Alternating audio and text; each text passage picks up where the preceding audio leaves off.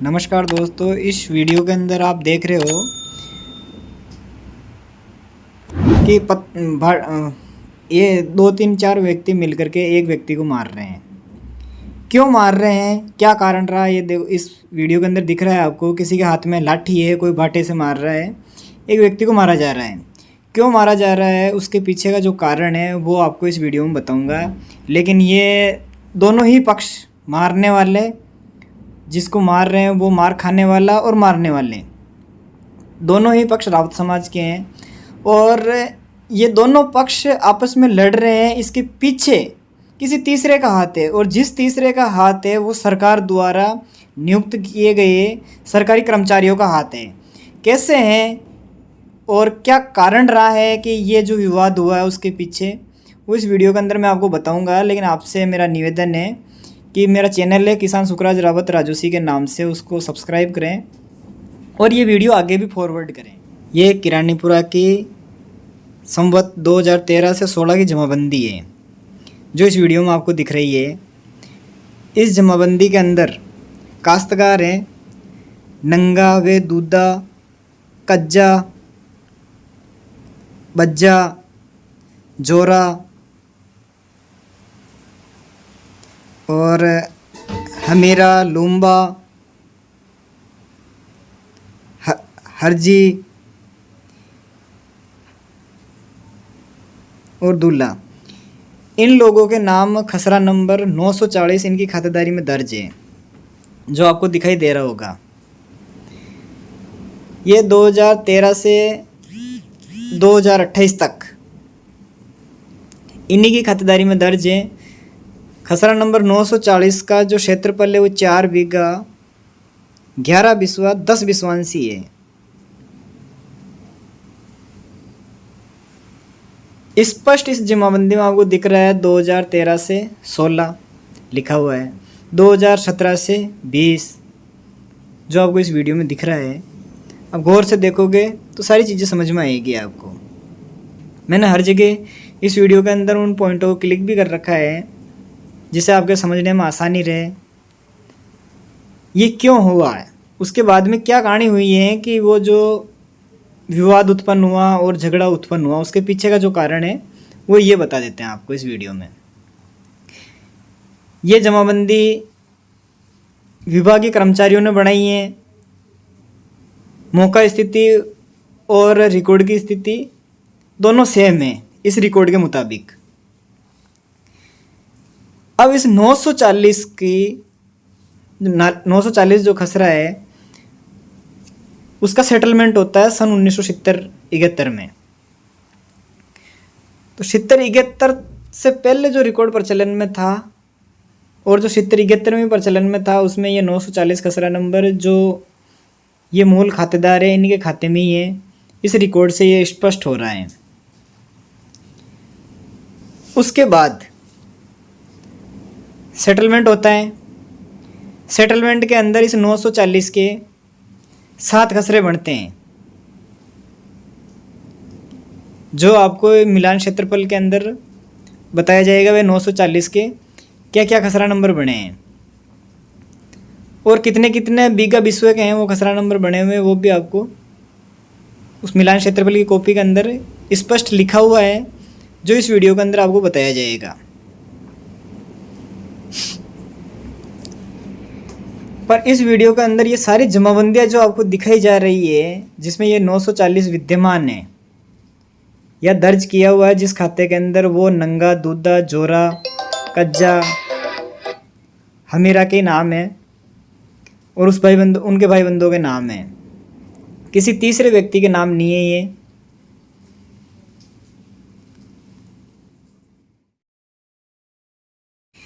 ये जो मिलान क्षेत्रफल आप देख रहे हो ये कल्याणीपुरा का है, जो सेटलमेंट विभाग ने सन 1970-71 में बनाया था। इसमें खसरा नंबर 940 वो 4 बीघा 11 बिस्वा 10 बिस्वांसी है। उसके आगे चल करके 7 खसरे बनाए इन्होंने। 1129 जिसका रकबा है 1 बीघा 3 बिस्वा 10 बिस्वांसी। 1142 जिसका रकबा है 14 बिस्वा। 1143 जिसका रकबा है 1 बीघा 1 बिस्वा। 1144 जिसका रकबा है 15 बिस्वा, 1139 जिसका रकबा है 13 बिस्वा, 1140 जिसका रकबा है 12 बिस्वा और 1141 जिसका रकबा है 1 बीघा 3 बिस्वा। ये इस मिलान क्षेत्रफल से स्पष्ट होता है कि 940 के 7 खसरे बनाए हैं। ये जो 7 खसरे जो बनाए हैं वो क्यों बनाए हैं, क्या कारण रहा, इसका कोई उल्लेख नहीं है रिकॉर्ड में। अब आती है जमाबंदी 2041 जो 2028 के बाद बनी थी। 2041 वाली जो जमाबंदी है उसके अंदर जो खसरा नंबर है इसके 940 के बने थे। 7 खसरे में से 1129 खसरा नंबर और 1132 वो जाने तो चाहिए थे नंगा, हरजी, दूधा उनके खाते में, हमीरा खाते में, और चले गए किसके खाते में, सेटलमेंट की गलती से हजारी, दल्ला, हरजी, पिता बिया उनके खाते में। जो आपको इस वीडियो में दिख रहा है ये दोनों खसरे गलती से इनके खाते में डाल दिए। किसने डाले? सेटलमेंट विभाग ने। गलती किसकी रही? गलत एंट्री करने की सेटलमेंट विभाग की। हरजी, दल्ला, हरजी, पिता बिया इन्होंने अपनी ज़मीन का बेचान किया था किसी सुशील कुमार सक्सेना उसको, जिसका नामांतरण संख्या 103 दिनांक 25/10/1989 को उसके नाम नामांतरण दर्ज हो गया। किसका? 1129 और 1132 का। ज़मीन किसकी थी? नंगा, हरजी, दूल्हा उनकी। सेटलमेंट की गलती से किसके खाते में चली गई? दल्ला, हरजी, हजारी, पिता बिया के खाते में, और उनका बेचान उनके द्वारा बेचान कर दिया, ऐसा इस रिकॉर्ड में बताया गया है। उन्होंने बेचान किया या नहीं किया इसका भी रेवेन्यू रिकॉर्ड में कहीं इंदराज नहीं है। जब इसका चेन सिस्टम इस नामांतरण के अंदर खंगालते हैं तो एक रजिस्ट्री निकलती है। उस रजिस्ट्री के अंदर पावर ऑफ अटॉर्नी का हवाला दिया हुआ है, लेकिन उस पावर ऑफ अटॉर्नी की जो है वो रिकॉर्ड रूम के अंदर रजिस्टर कार्यालय है, वहाँ पे भी उसकी कॉपी नहीं है। तो ये भी स्पष्ट नहीं कहा जा सकता है, प्रमाणित नहीं है कि क्या वाकई में पावर ऑफ अटॉर्नी से रजिस्ट्री हुई है तो वो वैलिड है या नहीं है, क्योंकि पावर ऑफ अटॉर्नी है ही नहीं। तो पावर ऑफ अटॉर्नी इन खातेदारों ने दी या नहीं दी इसका भी कोई कहीं स्पष्ट उल्लेख नहीं है। सेटलमेंट ने यहाँ गलती कर दी। अब 2041 के बाद में फिर रिकॉर्ड अपडेट होता 20 साल बाद। 2041 जो है इसको अगर ईस्वी सन में कन्वर्ट करते हैं तो 1984-85 आता है। मतलब 1984-85 से पहले ये ज़मीन किसके नाम थी? नंगा, हरजी, हमीरा इनके नाम या इनके भाई बंधुओं के नाम जो है, ये मिश्रित खाता था इनका। और 84-85 में इस ज़मीन को उठा करके कब डाली गई थी? 70-71 में जो रिकॉर्ड बना था वो लागू कब हुआ था? 84-85 में। यानी 14 साल पहले जो गलती हुई थी, गलत एंट्रियां दर्ज की गई थी, वो एंट्री लागू कब होती है? 14 साल बाद में, 84-85 के अंदर। जबकि मौके पे कास्ट कौन कर रहे हैं? वही नंगा, दूधा, हमीरा, ये नंगा और इनके भाई बंद यही काबिज कास्त थे मौके पे। अब आता है कि उसके बाद में 1129 और 1132 इसका संवत 2065 से 84 के अंदर सेटलमेंट होकर के और 1129 के 2 खसरे बनते हैं, 2142 और 2143। ये 2142 जो है, 2142 और 43 इसका बेचान सुशील कुमार सक्सेना द्वारा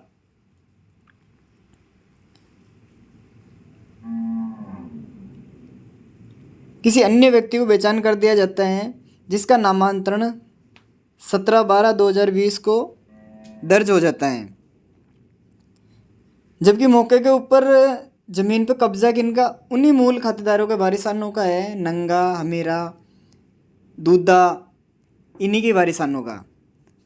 लेकिन रिकॉर्ड के अंदर सेटलमेंट विभाग की गलती की वजह से जो एंट्रियां दर्ज हुई है, गलत खाते के अंदर एंट्रियां गई है, फिर वहाँ से भी आगे बेचान हुई है, यानी आगे से आगे जो ट्रांसफ़र हुआ है वो गलत हुआ है। अब जिस बंदे ने 2020 के अंदर क्रय किया है वो मौके पे जब कब्ज़ा लेने आया तब मौके पे काबिज जो है लोग हैं उनको पता चला भाई हमारी ज़मीन, हमारे पूर्वजों की ज़मीन है जो तो बिकी गई है। कैसे बिकी?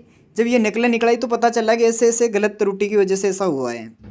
उच्च अधिकारियों से जब संपर्क किया गया तो उन्होंने कहा भाई इसके लिए आप एसडीओ कोर्ट में दावा करो और वापस इस रिकॉर्ड को दुरुस्त करवाओ। इसी दरमियान आपको पता ही है कि अपने जो सिस्टम है वो सिस्टम सिर्फ पैसों की भाषा समझता है। उसमें बैठे हुए लोग हैं तो जनता के सेवक हैं, पर वो जनता की सेवा नहीं करते हैं, वो खुद की जेब की सेवा करने के लिए बैठे हुए हैं। उनको न इंसानियत से कोई लेना देना है, न न्याय से कोई लेना देना है, किसी से कोई लेना देना नहीं है, सिर्फ पैसों से लेना देना है,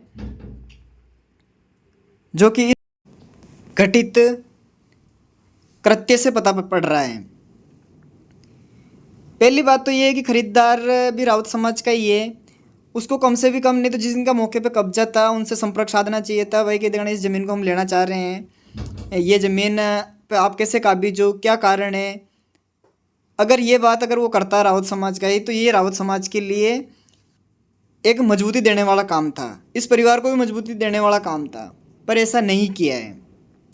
अब इस पूरे प्रकरण के अंदर ज़बरदस्ती कब्जा खाली करवाने में जिन जिन लोगों का साथ हैं वो एक बड़ी विचित्र समस्या उत्पन्न कर रहे हैं समाज के लिए भी और एक आम आदमी के लिए भी, क्योंकि ऐसे लोगों से तो समाज ये उम्मीद करता है भाई कि ये लोग तो न्याय करवाएंगे, पर उल्टा वही लोग इस ज़मीन को षड्यंत्र पूर्वक कब्जा छुड़वाने में लगे हुए हैं।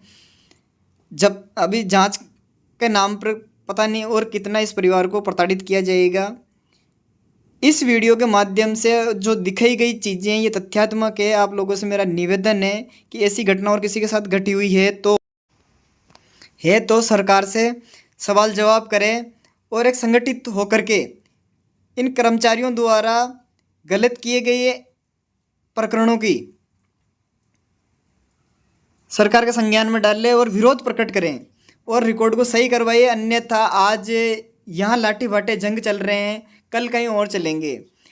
रावत समाज का जो प्रदेशाध्यक्ष है डॉक्टर शैतान सिंह जी, मेरा आपसे भी अनुरोध है कि आपका समाज आपकी छत्र छाया के अंदर ही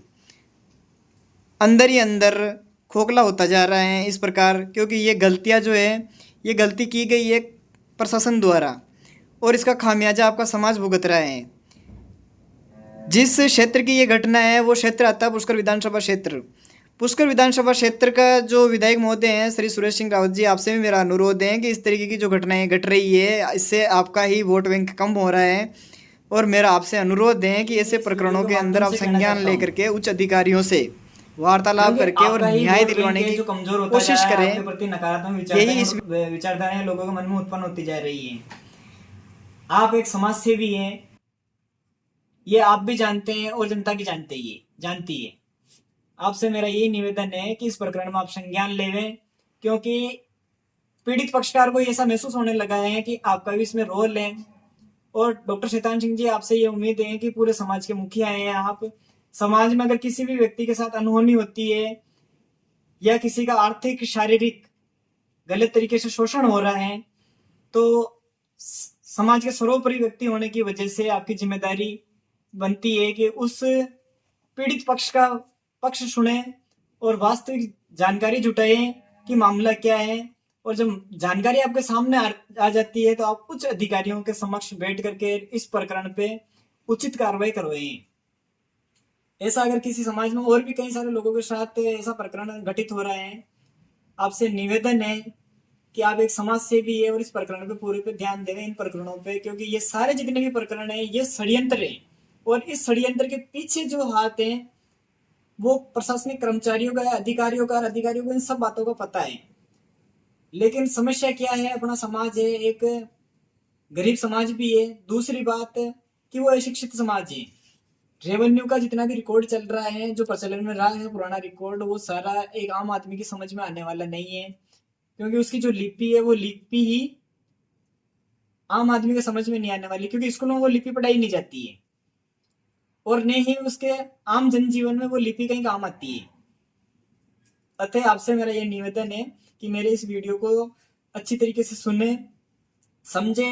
हो सकता हो कहीं ना कहीं इस वीडियो को सुनने वाले, उनके परिचित, उनके रिश्तेदार, उनके दोस्त या उनके परिवार में अन्य भी लोग इसी तरीके से पीड़ित होंगे। धन्यवाद दोस्तों।